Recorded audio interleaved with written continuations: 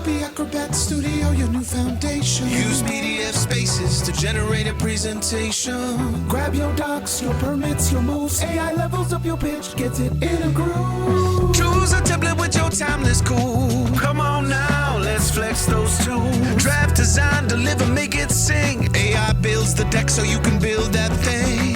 Do that, do that, do that with Acrobat. Learn more at adobe.com/do-that-with-Acrobat. Welcome back to Fine Tuning with Drew Taylor, your one-stop shop when it comes to animation news and commentary.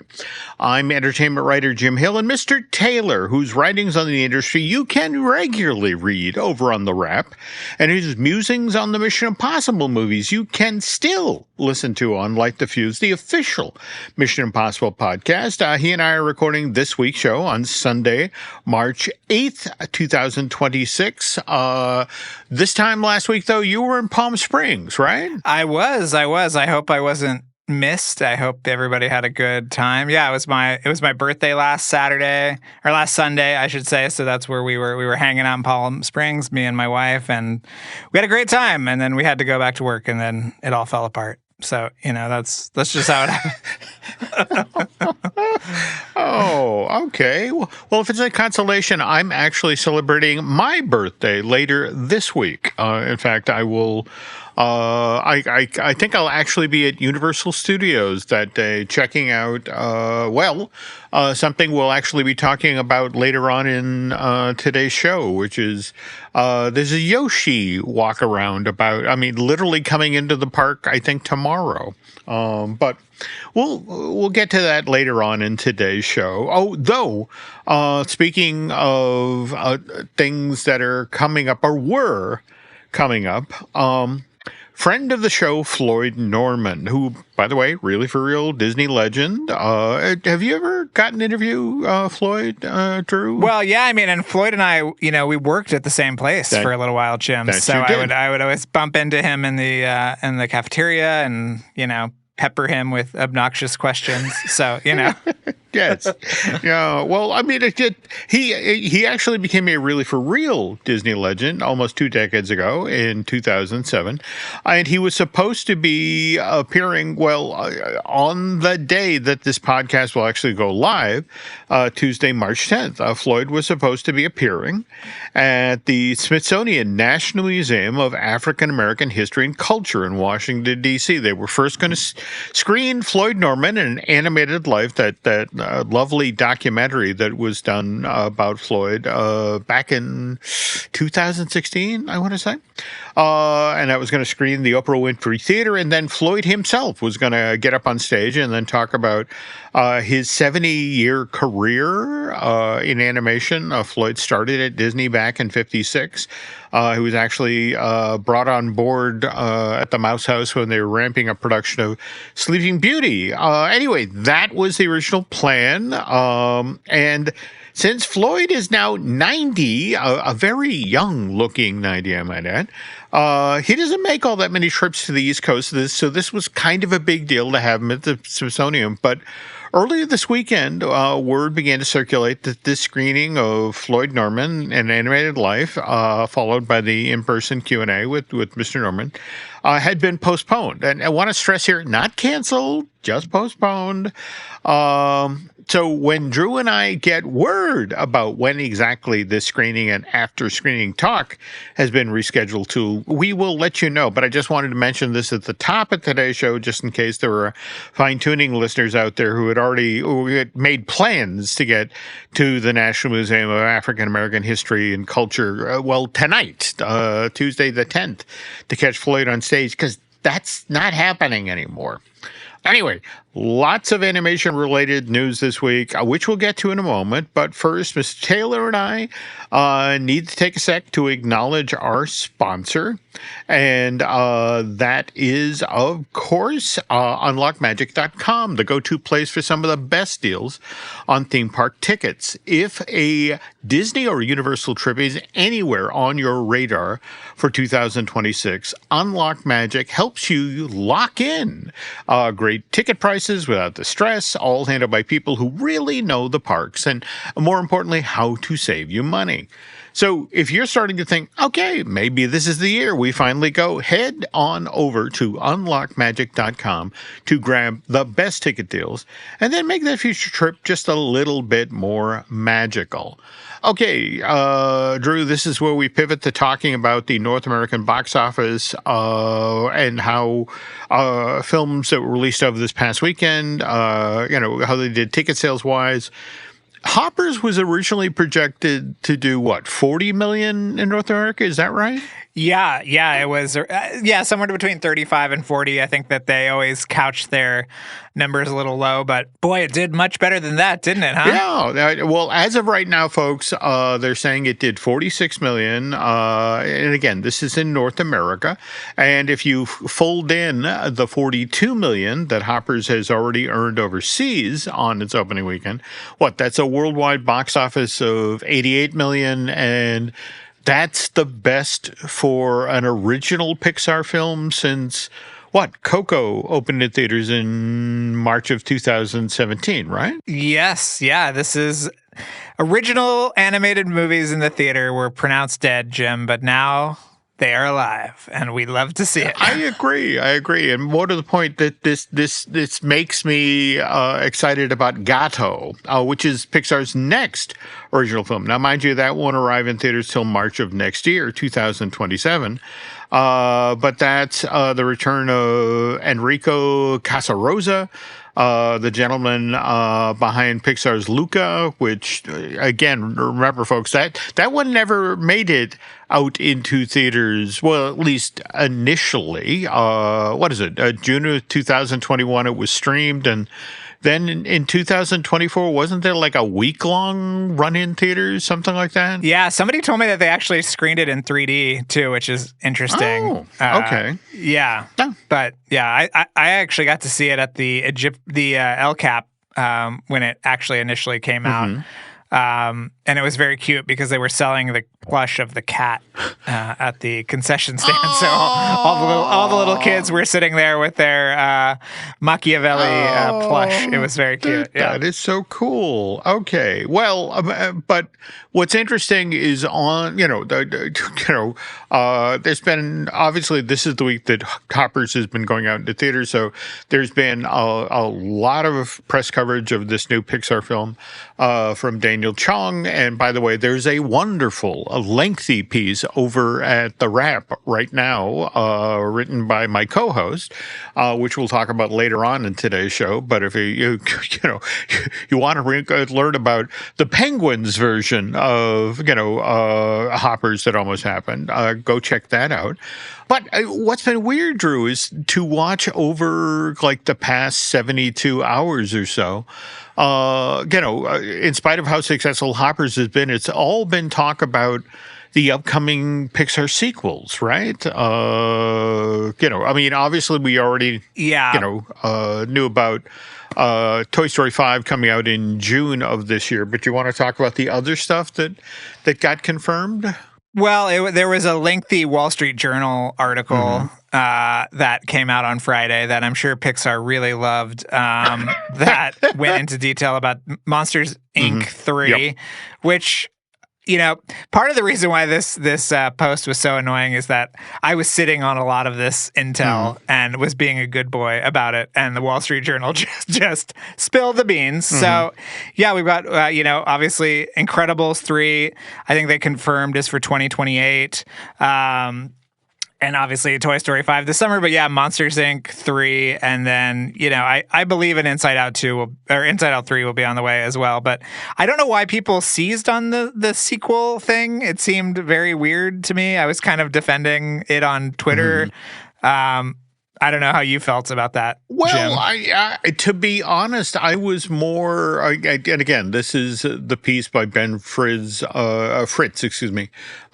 the Wall Street Journal. I mean, it's an interesting story. I don't know how pleased the people at Disney are with Pete Docter, the chief creative officer of Pixar right now, because there's a number of said the quiet part out loud aspects of this article, but we'll talk further about this later on in today's show. Back now to the North American box office. Scream 7 came in number 2 with $17 million worth of tickets sold in that territory. By the way, 72% fall off from its opening weekend. That's not great. On the other hand, The Bride, the Maggie Gyllenhaal reimagining of The Bride of Frankenstein, that did $10 million less than Scream 7 did domestically, selling only 7.3 million worth of tickets, which isn't a great situation to be in on your opening weekend when your movie costs $90 million to make. Goat, on the other hand, from Sony Pictures Animation, number 4 at the box office, 6.6 million in tickets sold in North America, so that brings its stateside total to date to 83.8 million, another 62.5 million overseas. So worldwide box office total so far of 146 million.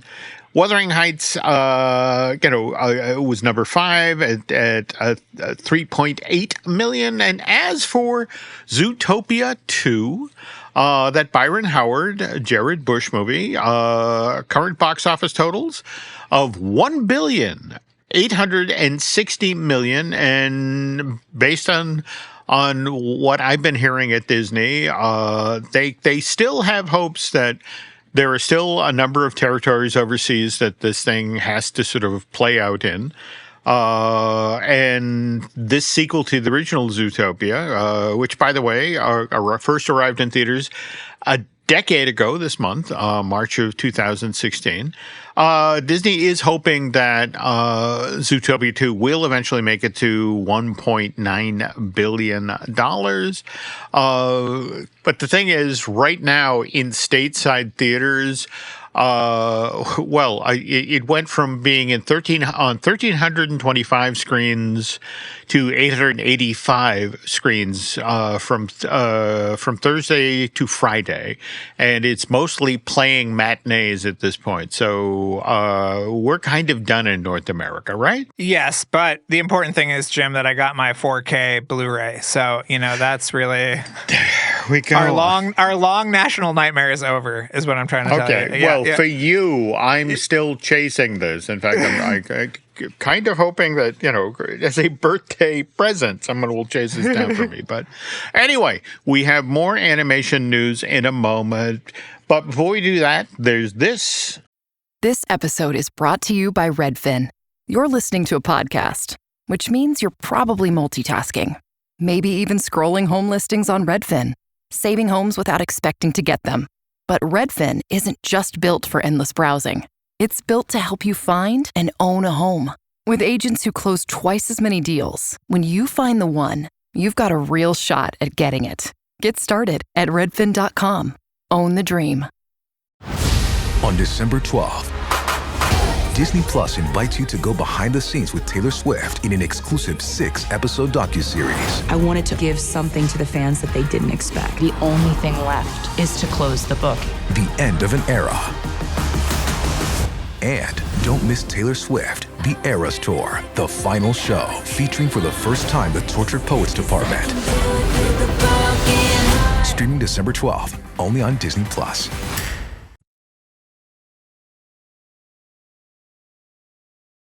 And we're back. Okay.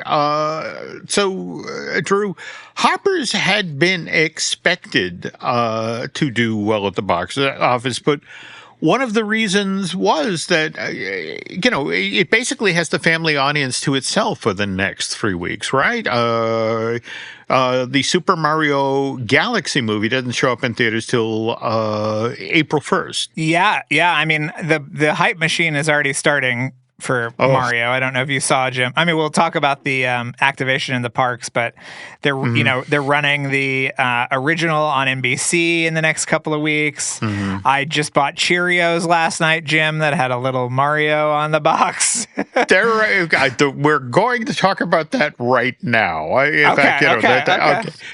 And Drew's not wrong, by the way. I mean, by the way, long-range box office projections for this Illuminations film suggest that this sequel to 2023's Super Mario Brothers movie, which, by the way, sold 125 million worth of tickets over its first 4 days in North American theaters.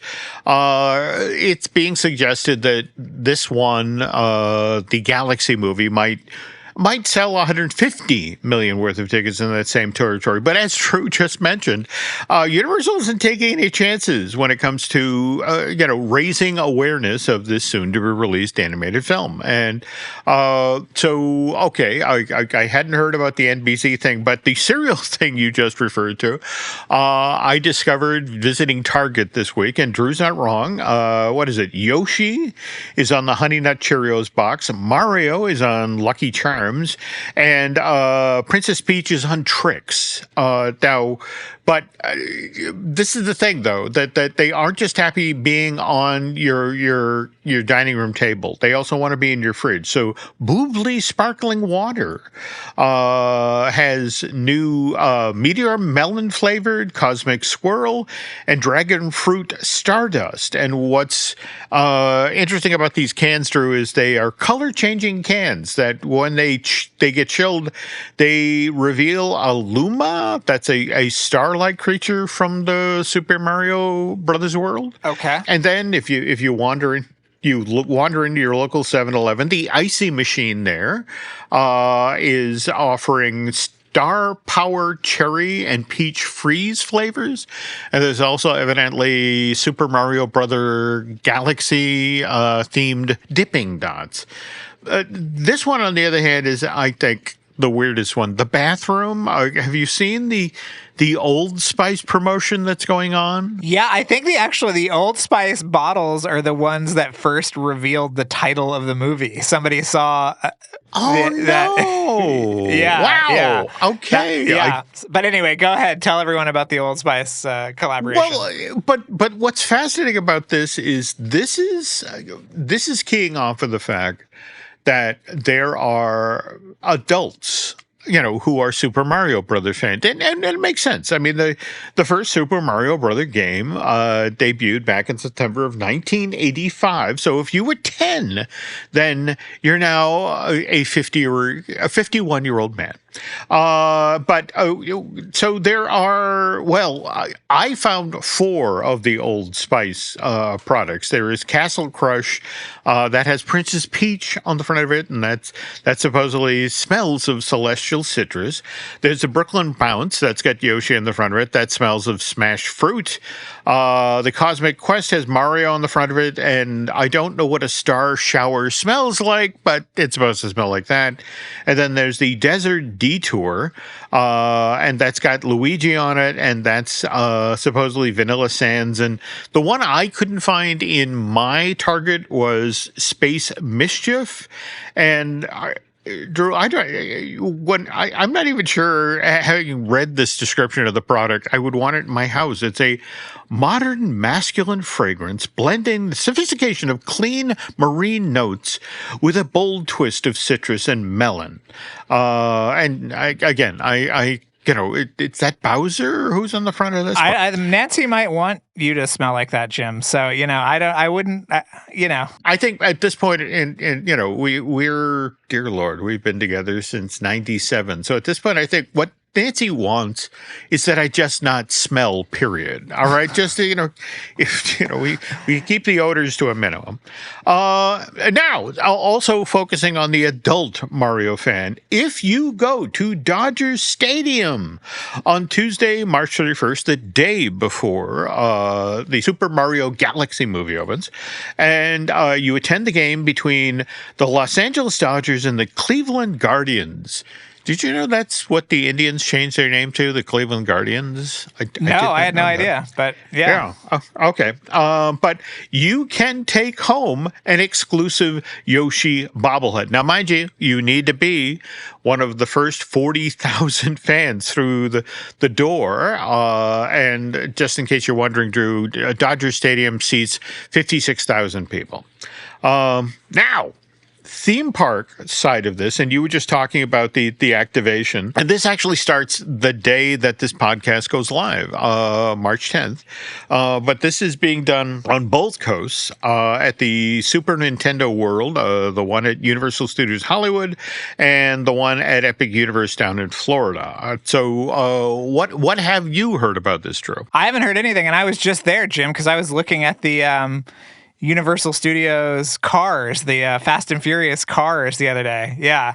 That you were. Well, okay. The nice people at PR for Universal Hollywood sent this along. Evidently there's a Yoshi walk around that has yet to come into the parks that they're bringing in for a limited time meet and greet on both coasts. And by the way, this exclusive offering only runs through April 13th. There will also be Super Mario Brother Galaxy movie-related food. This includes a Rosalind cupcake, which is a blue velvet cupcake filled with blueberry cream cheese, lemon buttercream, and topped with a chocolate crown and star. And I'm actually going to be in Universal Studios Hollywood on my birthday. I think this is going to be my cake substitute. And then there is Galaxy Popcorn, which is multicolored berry flavored with edible glitter. And boy, I'm taking a pass on that one. All right. There will also be limited edition Super Mario Galaxy movie merch. These include shoulder pals that are themed around the Luma. We were describing those earlier in the show as star-like creatures. These shoulder pals, which I think are taking their inspiration from something Disney did a few years ago. They come in blue and yellow, and they feature light and sound, and they interact with one another and will communicate with other shoulder pals in the vicinity. This sounds really annoying, Drew. When Disney, can you imagine when Disney starts having their shoulder pals talk with like Kronk talking to Remy or something? I mean, that's going to be super annoying. You're not wrong. I have to ask though, did the Universal Parks do anything like this back in September of 2024 when The Wild Robot was out in theaters? I don't remember anything quite on this scale. They had that talking Roz statue. Do you remember that? That would kind of interact. Oh, that's right. Which was really cool, but we need a Roz walk around. We need somebody who's 6 feet tall, has zero body fat, and can wear a large globe on their head. Yeah. Well, that sounds like an interesting audition right there. Doug Jones could probably. Well, there we go. Yes, yeah. There we go. All right.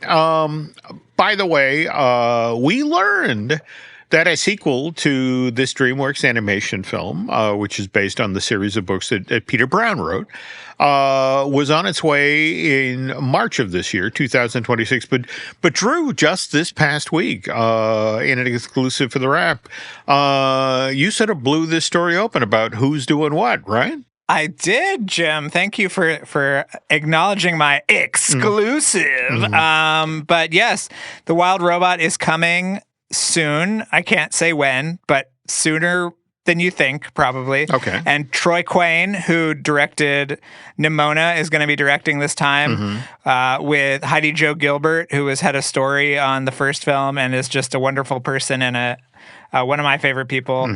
And so they're directing from a script by Chris Sanders. Jeff Herman is coming back to produce. Lupita is coming back to voice Roz. And it's all happening. Wild Robot Escapes coming. Jim, I have that problem. I can't with my throat. It's so weird. That's just, just interesting when that crops up.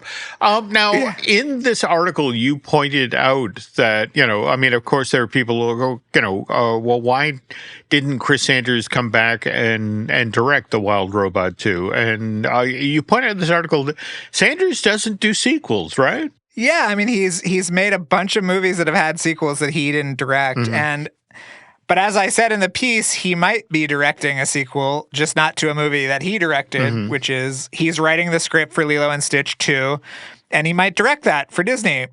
So I think that's very exciting. I agree. Potentially. I agree. And didn't we get, I mean, I know we got the announcement about Lilo and Stitch 2, but that wasn't like How to Train Your Dragon 2, where we got the announcement and literally a release date, right? Right. I think it's going to be soon because the little girl is growing at an alarming rate. So if they want Lilo to still be cute, they got to do it soon. Okay. Yeah. Excellent point. Okay. So again, we have no official release date for Wild Robot 2, or if they're going to name it after the book Wild Robot Escapes. We do, however, know that Shrek 5 is still supposed to be released to theaters June 30th of next year. And speaking of sequels, we will circle back on all of that Pixar-related news in a sec. But first, this episode is brought to you by Indeed. Stop waiting around for the perfect candidate. Instead, use Indeed sponsored jobs to find the right people with the right skills fast. It's a simple way to make sure your listing is the first candidates see. According to Indeed data, sponsored jobs have 4 times more applicants than non-sponsored jobs. So go build your dream team today with Indeed. Get a $75 sponsored job credit at Indeed.com/podcast. Terms and conditions apply. And we're back. All right. So before we get to some more Pixar-related stuff, Drew actually brought this to my attention out ahead of us recording today. A new film coming from the folks at Cartoon Saloon, Kindred Spirits, and a year or two out yet, 2028. But do you want to talk about this Tom Moore project? Yeah, sure. Well, I mean, we've all seen the what is referred to as the folklore trilogy, and I thought it was really interesting. This was Cartoon Brew had this. What would you call it, Jim? Like a animation test, or it's not really a trailer, but it is. He said that the next 3 movies are about how Irish culture and the rest of the world interact. Which I thought was super interesting. And the official logline is that it tells the story of 2 children, Mara, an Irish refugee child alone in New York in 1847, and Tushka, a Choctaw Nation son who is far away from the warmth of his family. When their paths align, the 2 journey across America through epic adventures and magical encounters watched over by Mara's brother Dan, who cannot accept his own passing into the spirit realm.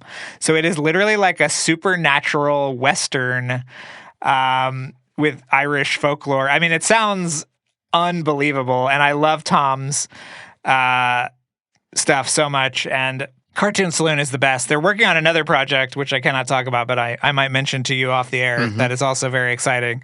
This is not the only feature in development at Cartoon Saloon right now. So very, very cool. Yeah, I'm just so jazzed about this. I don't know how you feel, Jim, but I thought the animation test was amazing. I was a huge fan of Secret of the Kells and Song of the Sea and Wolfwalkers. In fact, when watching this sort of, Drew's not wrong. It's not a teaser trailer. It's just sort of like, here, this is what we're working on. But there was a lot of it that reminded me of, the amazing work that was done on Wolfwalkers. So, and just the whole notion that, this sort of keys off of the Great Famine in Ireland, where, so many people, there were so many people who died and then, and subsequently, other folks who left to go to America to start their lives over. The population of Ireland dropped by 20 to 25% during wow 1845 through 1852. So and I love that this is the first of 3 films talking about when Irish culture walked out into the world. That's great. Oh, cannot wait to see the finished product with this, which again, at least according to what was shared over in Cartoon Brew, 2028. But so far, it's already a great looking film. And speaking of great looking things, On last week's show, while Drew was out in Palm Springs, I talked briefly about The Mountain, the Moon Cave, and The Sad God, the new Gorillaz short. And Gorillaz, of course, is that virtual group that was founded back in 1998 by Blur frontman Damon Albarn and comic artist Jamie Hewlett. And am I right? Hewlett actually directed this short, The Mountain, the Moon Cave, and the Sad God? Yeah, I think he had another director or two directors on it, but he was, I think, the primary director. But I thought it was like stunningly beautiful. Oh, no. It was so great to see watercolored backgrounds like this. And in fact, and all the little nods to the Jungle Book, but at the same time, the authentic nods to Indian culture. I mean, it was amazing. If you didn't go take a look at this after I enthused about it last week, do that now, folks. You're missing out on a great, I think it's 8 minutes total. Yeah. You know, Jim, there's a Gorillaz experience in downtown LA right now that we could go to when you're in town. It's up until the 18th. I have not been yet. Wow. So, no. Oh. Yeah, it was actually produced by the same people that did Sleep No More. So it's kind of a experience / walkthrough. There's animation, there's maquettes, there's the actual model that from the cover of the Plastic Beach album with all of the little details. It looks really amazing. So we might have to do that. Well, no, Alice is the one who clued me in years and years and years ago to Gorillaz. So we've actually, in fact, the 18th is her birthday. So we were looking for something special to do. I think you just handed it to me. There you go. There you go. Cool. All right. That said, though, when we were putting together today's show, you were talking about the Gorillaz movie that we almost got, which... Well, movies, right? Because I think in the 90s, Spielberg approached them to do a movie.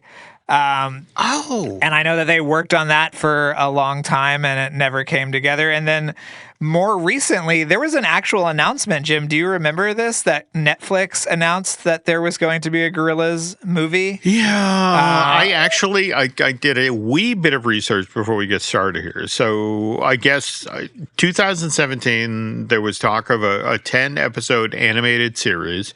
By 2018, that has mutated into a full-length animated film, but they can't decide, is this for theatrical release, is this for television? And the Netflix deal gets signed in 2019. Does that sound right? Yes. And at this point, it's described as at least an hour-long thing with original music, and then like 2 years later, there's another interview where, they can be more specific about it. It's now like an hour and 20 minutes long. It's a mix of old music and then new music.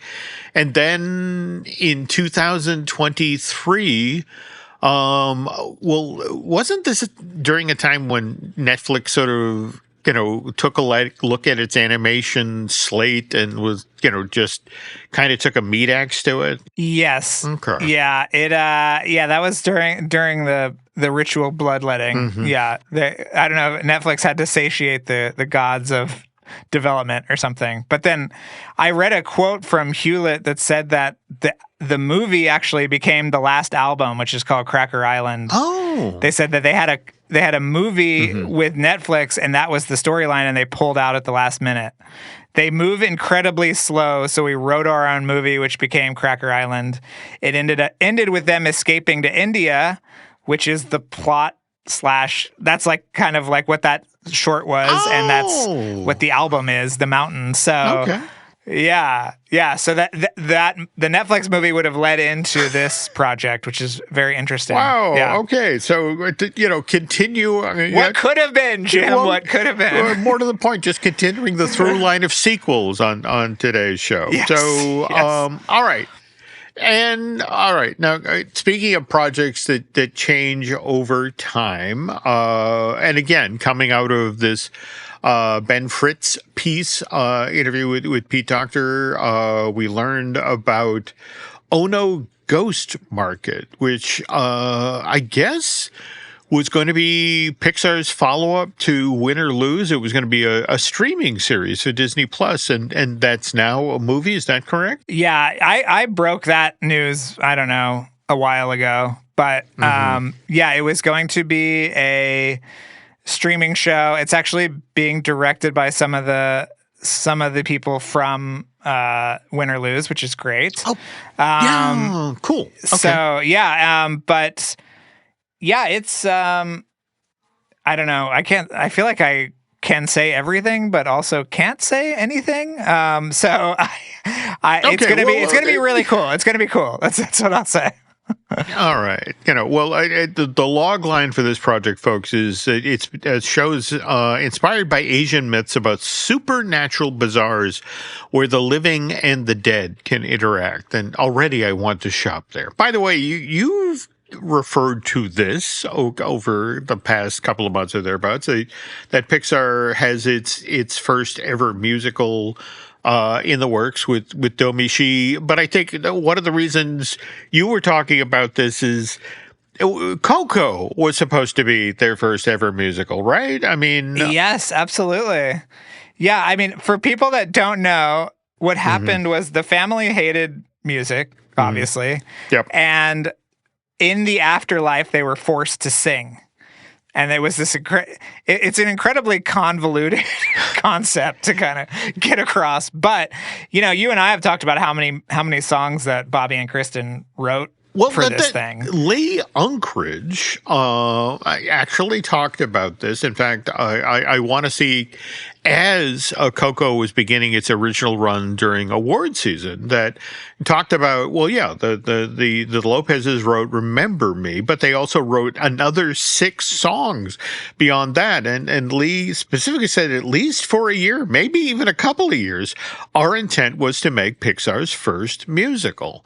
Do you remember that, when they showed the original concept, proof of concept for Coco at the D23 Expo, right? That amazing number that took you through the streets of the world of the dead. That was incredible. What did they call it, Jim? The shoebox, or what did it was some the shoebox version. And by the way, folks, you can still sort of see the shoebox today, because evidently people at Disney were so impressed by it and then so frustrated that it didn't ultimately end up in the movie Coco. So if you go today now to see Mickey's PhilharMagic, the Coco scene that's in that thing is basically a lift of the musical in a shoebox. Oh, I still have not seen the updated version of Mickey's PhilharMagic. So yeah, now you're giving me a reason, Jim. Yeah, there we go. Check it out. All right. Anyway, we talked earlier in today's show again about Pete Docter's interview with the Wall Street Journal, and it just what's interesting is to watch. For example, the Elio stuff coming out of this interview and how people are reacting about in Pete's quote about, when it came to that project, we're making a movie, not hundreds of millions of dollars of therapy. And, his concern was that, the earlier version of Elio, that version of the movie was going to force parents to have conversations with their kids that they weren't ready to have yet. Any thoughts on that? I thought that was kind of weird and bad, and I'm sure that there will be a lot of conversations about this tomorrow morning, especially because he loves making movies that are about difficult topics and things that create discussions. And, I don't know, was he alarmed about the miscarriage in Up, or the, anything emotional in Inside Out, or anything in Soul? Is it because it was a gay thing that they were upset about it? It's a little fuzzy. It is. And what's kind of interesting, this article also alludes to, I guess, the original ending for Elio, which jumped ahead, some 20 years, and you got to see a grown-up Elio with his husband and the child they were raising. And it was just, ultimately, it's like,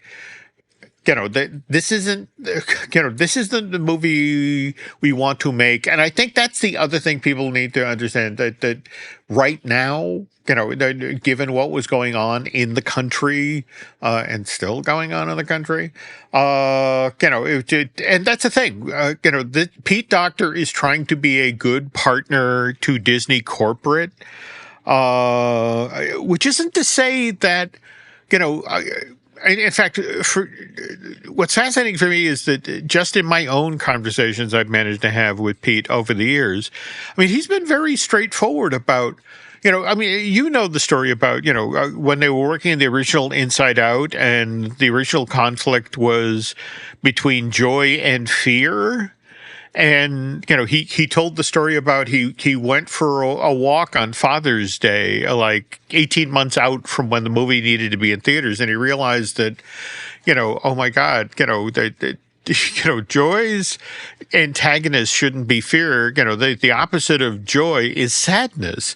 And, he came back and, from his walk and called the producer of Inside Out and said, hey, I have good news and bad news. I figured out how to fix the movie. The problem is we have the wrong antagonist. And the producer's like, well, that's fine, but we still have to have this thing in theaters in 18 months. And then wasn't it Inside Out 2, where how long did that production chug along, where it was the villain was shame? And, it was relatively late in the game. They're like, that's too dark for a movie that kids are going to go to. And they switched it to anxiety.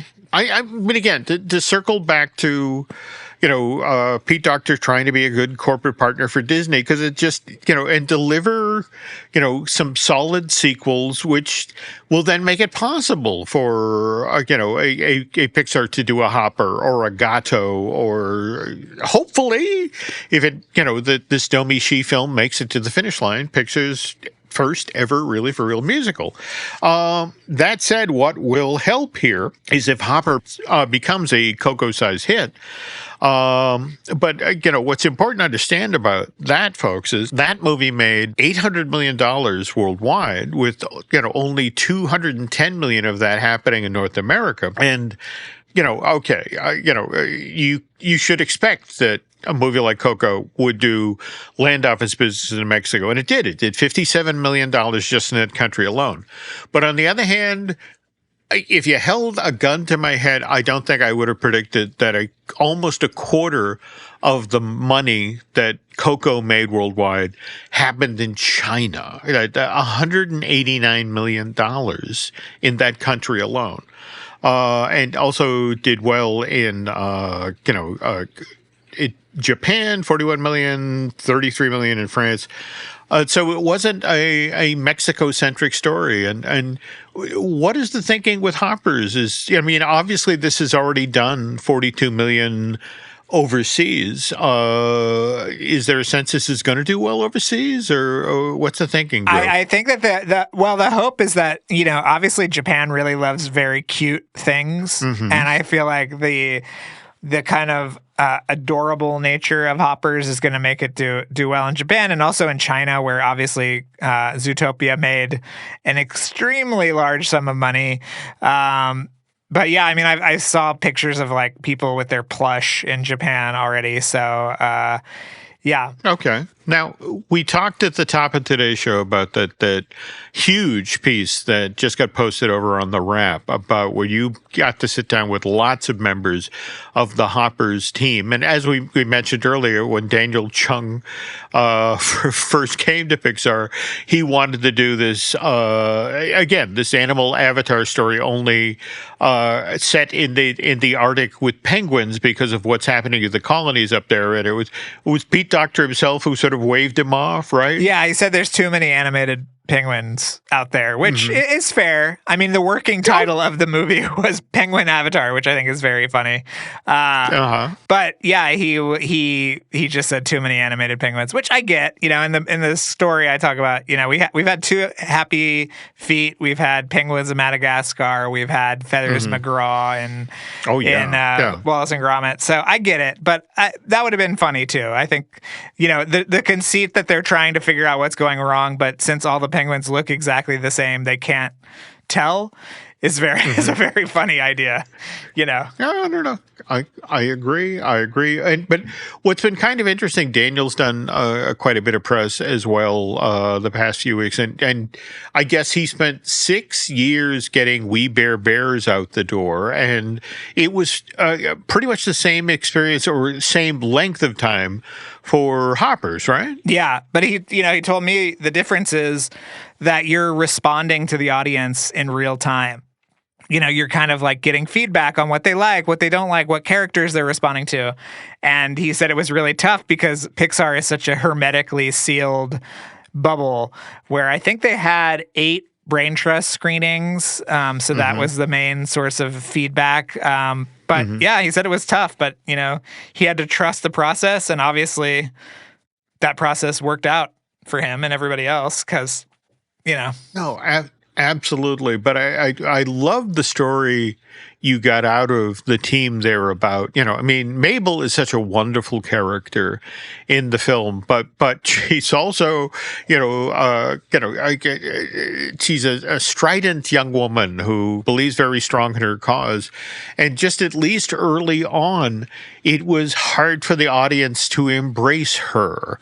And, I love, can you tell the story about how they figured out how to make the audience love Mabel, or at least early on in the movie? Yeah, I mean, they said it was a struggle throughout the entire process, and they kept front-loading the movie with more and more stuff. But there was just a very quiet, wordless interlude where you see Mabel with her grandmother, and she's making her food and brushing her hair out of her face, and they said that was all it took. It was a last-minute addition, and it really like clicked in for the character, and everybody started to really respond to Mabel. And I just thought that was a really beautiful little anecdote that they gave, because these movies are tough and they love the character, but if the audience isn't responding, that's a huge issue. So yeah, that's it exactly. And the weird thing is, all it sometimes takes is one little scene like that, and you're in a character's corner. But it's finding that moment, and more to the point, finding the moment to put that moment in the movie. Right. When are you seeing it, Jim? Are you going to Cheapo night on Tuesday? When are you going to see this thing? That's the thing. I'm in pre-trip mode, and that also am looking for things to do with my daughter out in California. So this may be a daddy-daughter movie night. I love it. But anyway, seriously, folks, if you want to learn more about Hoppers, with #1 at the box office in North America this weekend, go check out Drew's amazing piece over on The Ramp. And by the way, if you like these great sort of in-depth behind-the-scenes stories, you should also go over and check out Light the Fuse, the official Mission Impossible podcast. Drew did that podcast with Charles Hood, and there are nearly 300 episodes in that show's archive, and all of them loaded with these sorts of great behind-the-scenes stories. And we told some interesting stories here at Jim Hill Media as well. You got some shows you might want to check out. Disney Dish with Len Testa, the Epic Universal podcast. I do that with Eric Hersey, the talented gentleman who produces a lot of the shows here. Likewise, I Want That Too, our Disney merch podcast, which I do with Eric's bride, Lauren, and would imagine we'll be talking up the Hopper Plus shortly. And a Disney Unpacked just got posted, where Jim Schul looks back at the now closed Rock and Roller Coaster starring Aerosmith, and how that thrill ride originally came to be at Disney's Hollywood Studios. Let's see, beyond that, as we close up shop here, I want to thank Eric Hersey and David Gray for the great job they do editing and producing this podcast. Also have a favor to ask. If you could head on over to Apple Podcasts and rate and review this show, as well as Light the Fuse. And social media-wise, Drew, also, I always mean to ask it this week, especially in award season.